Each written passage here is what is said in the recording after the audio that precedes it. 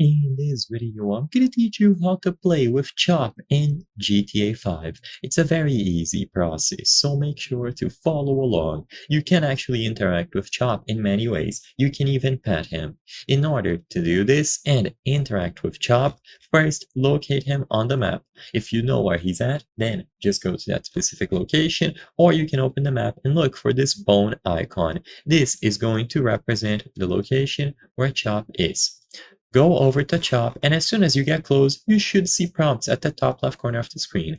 So first, hold left trigger when unarmed to interact with Chop. So you can start by doing this, press the left trigger or L2 on your controller, and the message will update. You can press the right bumper, aka R1, to take Chop for a walk. You can teach Chop to perform tricks. Download the iFruit app for your personal smartphone device or tablet to train him. So if you want to go crazy with training and different tricks, make sure that you use the app. Alternatively, you will be able to play with him.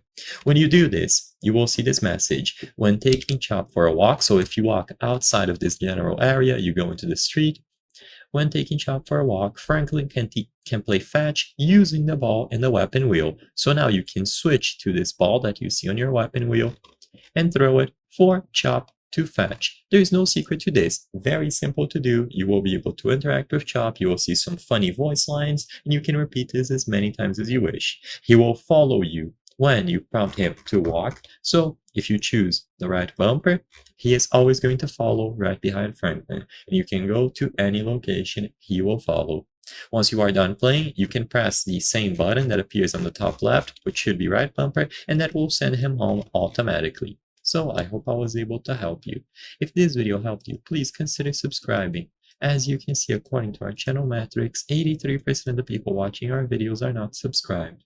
By subscribing, you can help us make higher quality videos. Thank you for watching, and I'll see you on the next one.